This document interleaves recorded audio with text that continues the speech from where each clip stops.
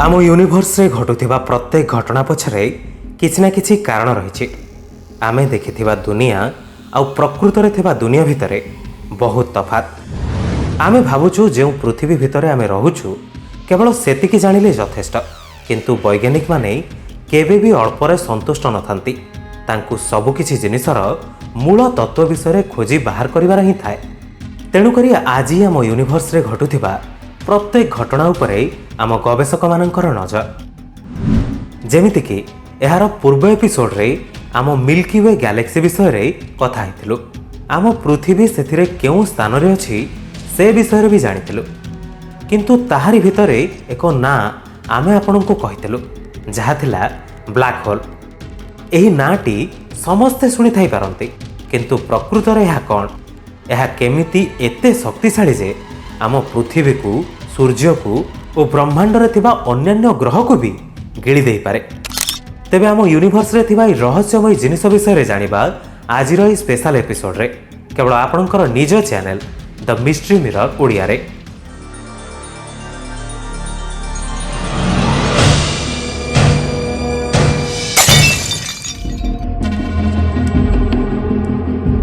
Black hole आम space रे थिबा सबुठु आश्चर्यकर जिनिस भितरु गोटाए, किंतु यह किसी निर्दिष्ट वस्तु बा जिनिस उपरे आधारित नुहे। माने सबु किछि ब्लैक होल रूप नहीं पारिबो।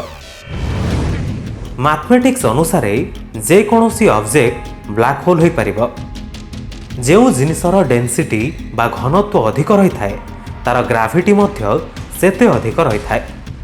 सेथि पई खूब अधिक घन और शक्तिशाली माध्याकर्षण जोगु एही भली परिचय पाइछि ब्लैक होल।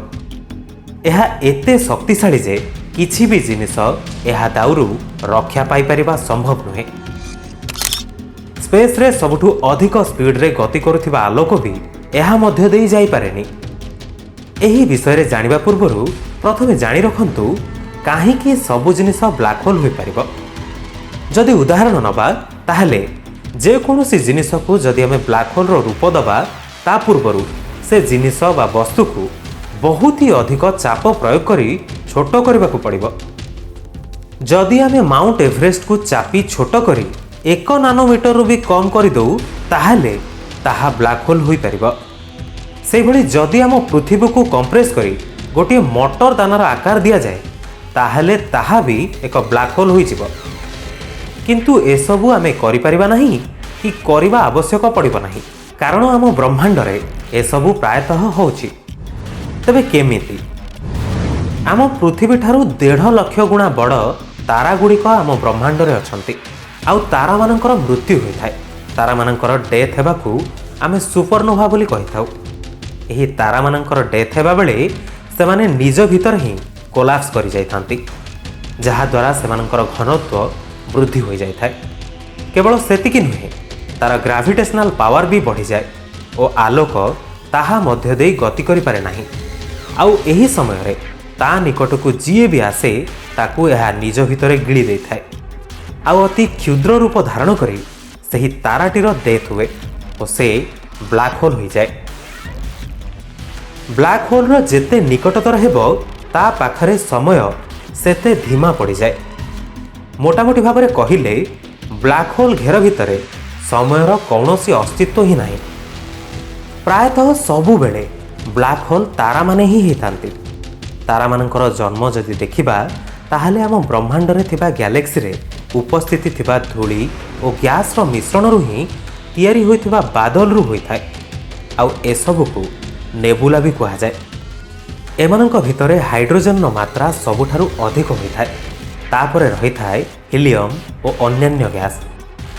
जेतेबेले एही सबु बादल रो घनत्व वृद्धि हुए सही समय यार गुरुत्वाकर्षण शक्ति जोगु यह संकुचित हो जाए।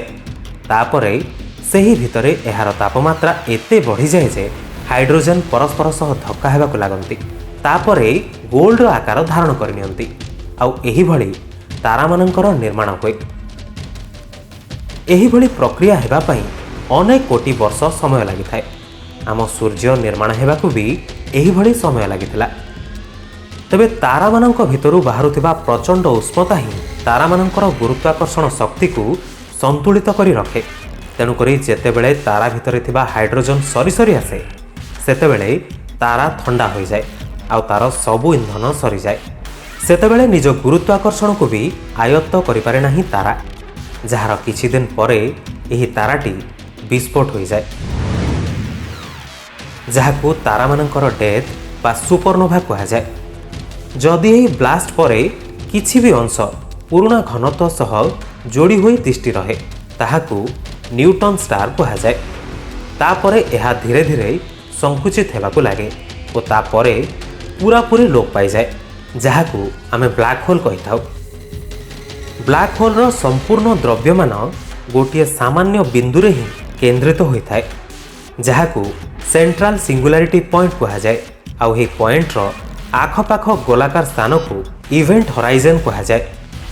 ସେହି ଇଭେଣ୍ଟ ହରାଇଜନ୍କୁ ପାର କରି ପ୍ରକାଶ ବା କିଛି ବି ବସ୍ତୁ ଯିବା ଅସମ୍ଭବ, ସବୁକିଛି ଧିମା ପଡ଼ିଯାଏ। ଆମ ପୃଥିବୀରେ ସମୟ ଯେମିତି ଗତି କରୁଛି, ବ୍ରହ୍ମାଣ୍ଡ ଭିତରେ ବି ଭିନ୍ନ ଭିନ୍ନ ସ୍ଥାନରେ ସମୟର ଗତି ଅଲଗା ରହିଥାଏ। କେଉଁଠି ବହୁତ ଦ୍ରୁତ ତ ପୁଣି କେଉଁଠି ବହୁତ ଧିମା, ଯାହାକୁ ବୈଜ୍ଞାନିକଙ୍କ ଭାଷାରେ ଟାଇମ୍ ଇଲ୍ୟୁଜନ୍ କୁହାଯାଏ।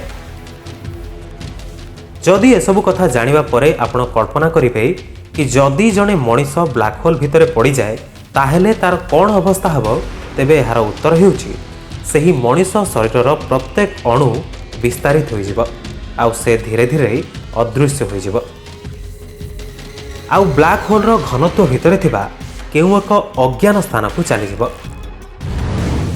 ତେବେ ଦର୍ଶକ ବନ୍ଧୁ, ବ୍ଲାକ୍ ହୋଲ୍ ବିଷୟରେ ଯାହା ବି ଆଜିର ଏପିସୋଡ଼ରେ ଜାଣିଲେ ତାହା ଆରମ୍ଭ ମାତ୍ର। ବ୍ଲାକ୍ ହୋଲ୍ର ବି ବିଭିନ୍ନ ପ୍ରକାରର ଭେଦ ରହିଛି। କେଉଁ ବ୍ଲାକ୍ ହୋଲ୍ କ'ଣ କରିପାରେ ସେ ବିଷୟରେ ବି ଜାଣିବାର ଅଛି।